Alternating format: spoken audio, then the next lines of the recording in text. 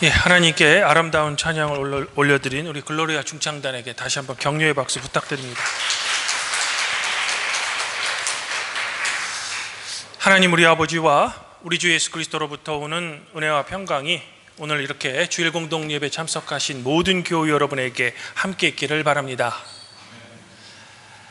오늘은 24절기 중에 추분입니다. 그리고 이 추분 이후부터는 우리나라가 포함된 이 지구 북방부의 밤의 길이가 낮의 길이보다 이제 점점 길어집니다. 바야흐로 이제 무더운 여름이 좀 지나가고 이제 가을이 다가오는 것 같습니다. 그래서인지 평상시에 낮 기온도 좀 많이 선선해진 것 같습니다. 이런 환절기에 성도 여러분들의 건강 먼저 유의하시기를 당부드리고 싶습니다. 성도 여러분, 우리 인간 사회에서 어떤 사람이 한 사회 또는 기관의 지도자가 되는지는 매우 중요한 것 같습니다. 즉 우리 인간의 역사가 잘 증명하듯이 이 지도자의 잘못된 리더십 또는 지도자의 올바르지 못한 정치 철학은 한 국가와 사회 그리고 기관을 아주 짧은 시간에 엉망으로 만듭니다. 이런 점에서 오늘 복음서 말씀은 과연 우리 중 어떠한 사람이 사회와 기관의 지도자가 되어야 하는지에 관해 우리에게 아주 큰 교훈을 주는 겁니다. 그러면 저와 함께 오늘 말씀을 살펴보도록 하겠습니다. 지난주 귀신 들린 아이를 고치신 예수님께서는 그곳을 떠나 갈릴리 가운데로 지나가십니다. 그러면서 예수님께서는 제자들에게 이제 곧 얼마 지나지 않아 예수님 당신 자신이 사람들의 손에 넘겨져서 죽임을 당하고 죽은 지 3일 만에 다시 살아날 것을 제자들에게 말씀해 주십니다. 미래에 있을 예수님의 죽음과 부활에 대해 제자들에게 미리 말씀해 주시지만 예수님의 제자들은 이 의미를 전혀 알아듣지도 못하고 깨닫지도 못합니다. 이후 예수님과 제자들은 가버나움에 이르러서는 어떤 한 집에 유숙하게 되는데 그때 예수님께서 갑자기 제자들에게 이런 돌발 질문을 하시는 겁니다. 너희가 길에서 무슨 일로 그렇게 다투었느냐? 아마 갈릴리에서 이곳 가버나움으로 오는 여행 도중 제자들끼리 무슨 문제가 있었던 것 같습니다. 그리고 이것을 눈치채신 예수님께서 제자들에게 그 사건에 대해 이제 묻고 계신 거죠. 하지만 예수님의 이 허를 찌는 질문에 대해 제자들이 감히 대답하지 못합니다. 그도 그럴 것이 제자들이 길에서 서로 다툰 이유는 제자 중 과연 누가 제일 큰 사람인가를 두고 서로 논쟁했기 때문이죠. 이른바 말하는 집단 내에 서열 논쟁을 한 겁니다. 예나 지금이나 한 조직 내에서 이런 서열 싸움을 하는 것을 보면 이런 골목대장 놀이는 어쩌면 우리 인간의 깊은 본성 속에 숨겨져 있는 그런 감정인지도 모르겠다라는 생각이 듭니다. 이제 예수님의 이런 갑작스러운 질문에 전혀 대답 못하는 제자들을 향해 예수님께서는 이런 말씀을 해주시는 겁니다. 누구든지 첫째가 되고 싶으면 무사람의 끝사람이 되어야 하며 무사람을 섬기는 사람이 되어야 하겠습니다. 그러나 누구든지 나의 이름으로 이런 어린아이 하나를 영접하면 곧 나를 영접함이며 누구든지 나를 영접하면 나를 영접하는 것이 아니라 바로 나를 보내신 이를 영접하는 것입니다. 예수님 당시 어린아이의 사회적 위치는 지금의 현대와는 많이 달랐습니다.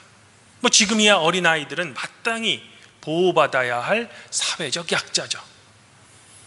하지만 예수님께서 사셨던 고대 사회에서 어린아이는 사회적으로 전혀 힘이 없는 그런 존재였습니다. 그럼에도 예수님께서는 지금 이런 사회적 약자를 주님의 이름으로 오히려 섬기는 사람이 바로 하나님을 영접하는 사람이 되고 곧 이런 사람이야말로 무리 중 첫째, 즉 지도자가 되어야 한다는 거죠. 그리고 반대로 스스로 무리 중에 첫째가 되고자 하는 사람은 무리의 마지막 사람이 되어야 한다는 겁니다. 예수님의 오늘 이 말씀은 과연 어떤 행동 양식과 삶의 철학이 있는 사람이 무리 중 진정한 지도자가 되어야 하는지를 우리에게 아주 잘 가르쳐 주고 있는 겁니다. 그러나 안타깝게도요, 저는 지금까지 이런 행동 양식과 삶의 철학이 있는 사람이 무리 중 지도자가 되는 경험을 잘 하지 못했습니다. 제가 지금까지 경험했던 사회 그리고 종교계의 지도자들은 거의 남을 섬기는 사람보다는 자기가 갖고 있는 조그만 권력을 크게 휘두르며 남을 해치는 사람들이었습니다. 그도 그럴 것이 한 그룹 내에 지도자가 되기 위해서 먼저 자기를 따르는 패거리를 만들고 그 패거리의 힘으로 지도자가 되었기 때문이죠. 그리고 저의 경험으로 보면 이런 지도자들의 특징은 권력에 대한 욕심이 끝이 없다는 겁니다. 그리고 필요하면 자기와 어려움을 함께한 동료도 그냥 헌시짝처럼 버린다는 겁니다.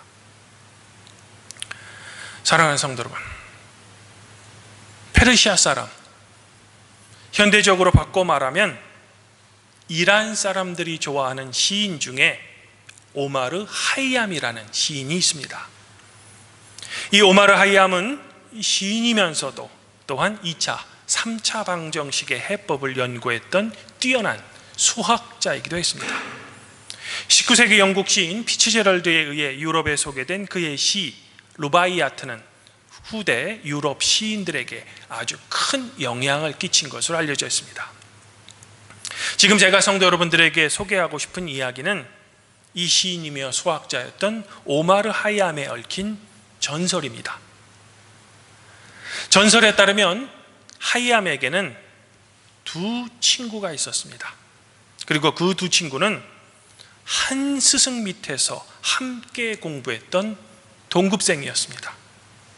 그리고 이들 세 명의 친구는 이렇죠. 먼저 이 세 사람의 이름은 제가 방금 소개한 시인이며 수학자였던 오마르 하이암, 두 번째는 후에 나라의 재상, 즉 정치 지도자가 되었던 니잠, 그리고 마지막 세 번째는 암살자가 된 하산입니다.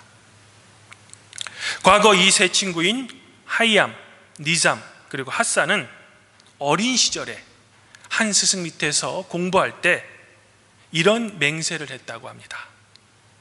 야, 때가 되면 우리의 뜻을 함께 펼쳐보자. 만일 우리 셋 가운데 누구라도 먼저 세상의 부름을 받는다면 우리 서로를 외면하지 말고 서로를 돕자. 그리고 우리 세 명이 세상에 나오면 세상을 변혁하는 것이 너무나도 쉽지 않겠냐라는 그런 어린 시절 맹세를 했다고 합니다. 이제 세월이 한참 흘러 이 세 친구 중 가장 먼저 니잠이라는 친구가 술탄의 재상이 됩니다. 정치인으로서 큰 성공을 이룬 거죠. 이때 니잠은 어린 시절 맹세를 떠올립니다. 그리고 동급생인 하이암과 하산을 자신이 섬기던 술탄에게 천거하죠. 하지만 이 두 명 중 이기심이 매우 많았던 하산은 자기를 술탄에게 천거한 친구인 재상 니잠을 질투하기 시작합니다. 그리고 그보다 더 높아지기 위해 친구를 모함까지 합니다. 결국 이런 그의 끊임없는 욕심은 역으로 술탄의 미움을 사게 되고 하산은 결국 관료직에서 쫓겨납니다. 이후 쫓겨난 하산은 자기를 따르는 암살 집단인 하사신을 만듭니다. 그리고 정부 관료들을 암살하기 시작하죠. 일종의 자기의 복수국을 펼치는 겁니다. 그리고 마침내 하산은 어린 시절 함께 공부했으며 자기를 술탄에게 추천했던 오랜 친구인 니잠까지 암살합니다. 니잠의 암살 집단인 하사신에서 암살자를 의미하는 영어 단어인 어세신이 유래하였다고 합니다. 그러면 오마르 하이암은 어떨까? 오마르 하이암은 하산처럼 친구 니잠의 추천으로 정부의 관료가 되기보다는 평생 먹을 걱정 없이 그저 내가 좋아하는 수학 그리고 시를 쓰게 해달라고 친구인 제상 니잠에게 부탁했다고 합니다. 이에 제상 니잠은 하이암에게 그가 죽을 때까지 재정적인 지원을 아낌없이 했다고 하죠.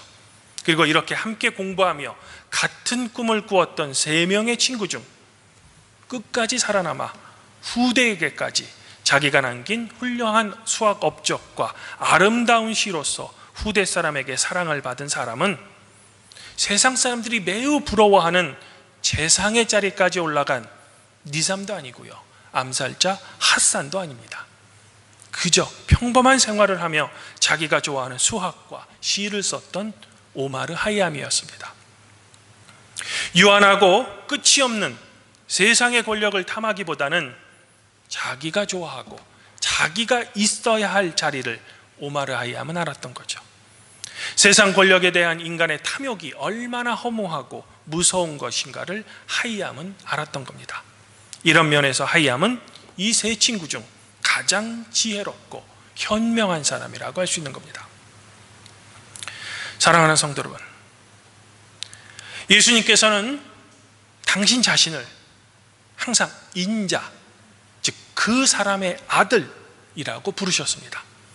그러면서 예수님께서는 당시 사회의 지도층인 바리새인과 서기관들과 어울리기보다는 늘 사회에서 소외된 사회적 약자들, 죄인들, 그리고 병든 사람들과 함께 지내시며 이들을 위로하시고 격려하시고 이들의 병을 고쳐주셨습니다.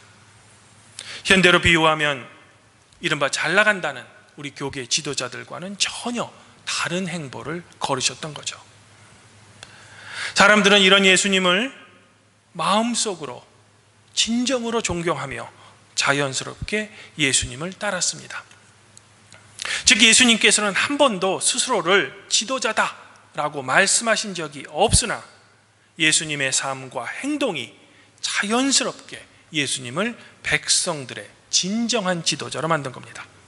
그리고 이런 예수님을 따르는 사람들은 예수님 안에서 삼위이신 하나님을 만나게 된 겁니다. 그래서 이들의 병이 고쳐지고 상처받은 그들의 삶이 회복되며 하나님에 대한 믿음이 생긴 거죠. 이러하게 예수님께서는 서로 무리 중에 누가 더 큰 사람인가를 두고 다투는 제자들 향해 누구든지 나의 이름으로 이런 어린아이 하나를 영접하면 곧 나를 영접함이며 누구든지 나를 영접하면 나를 영접하는 것이 아니라 바로 나를 보내신 하나님을 영접하는 것입니다 라고 제자들에게 가르쳐 주신 겁니다. 그리고 이것을 아주 극명하게 보여주는 사건이 바로 십자가 위에서의 예수님의 대속적 죽음과 사흘 만에 하나님께서 예수님을 죽음으로부터 일으켜 세우신 부활 사건인 겁니다. 그리고 이것을 믿음으로 믿는 사람들을 그리스도인이다 라고 부르는 거죠. 그러면 우리가 과연 여러분이 속한 사회에서 어떠한 삶의 자세로 살아가야 하며 우리 중에 과연 누가 지도자가 되어야 하는지를 분명해질 겁니다. 젊은 시절 유대 사회에서 성공했던 바리새인이며 율법 교사였지만 다메섹 도상에서 부활하신 예수 그리스도를 만난 후 완전히 회심한 사도 바울은 그 유명한 빌립보 교회에 보내는 편지에서 자기의 화려했던 과거를 이렇게 고백하고 있습니다. 나는 태어난 지 8일 만에 할례를 받았습니다. 이스라엘 민족 가운데서도 베냐민 지파입니다. 그리고 히브리 사람 가운데 히브리 사람이지요. 율법으로는 바리새파 사람이며 열성으로는 교회를 박해했던 사람입니다. 그 율법의 의로는 나는 흠잡을 데 없는 그런 사람이었습니다. 그러나 나는 내게 이루었던 것은 무엇이든지 그리스도 때문에 해로운 것으로 여기게 되었습니다. 그뿐만이 아닙니다. 내 주 그리스도를 아는 지식이 가장 고귀하므로 그 밖에 모든 것을 나는 해로 여깁니다. 나는 그리스도 때문에 모든 것을 잃었지만 그 잃어버린 모든 것을 나는 이제 배설물로 여깁니다. 나는 그리스도를 얻고 그 안에 있는 사람으로 인정받고 싶습니다. 그리스도를 얻었으므로 자기가 과거에 간절히 소망하며 바랐던 사회적 성공 그리고 사회적 명성이 이제는 그저 배설물이 되었다라는 사도 바울의 진정 어린 신앙 고백인 겁니다. 예수 그리스도를 진정으로 만난 사람만이 할 수 있는 그런 신앙 고백이죠. 주님 안에서 한 형제자매인 팔복교회 성도 여러분, 그러면 여러분의 삶에서 여러분은 우리의 선생이신 예수 그리스도를 진정으로 만나셨습니까? 그래서 사도 바울의 신앙 고백까지는 아니더라도 여러분의 입술로 예수 그리스도에 관한 개인적인 신앙 고백을 진정한 마음으로 고백하실 수 있습니까?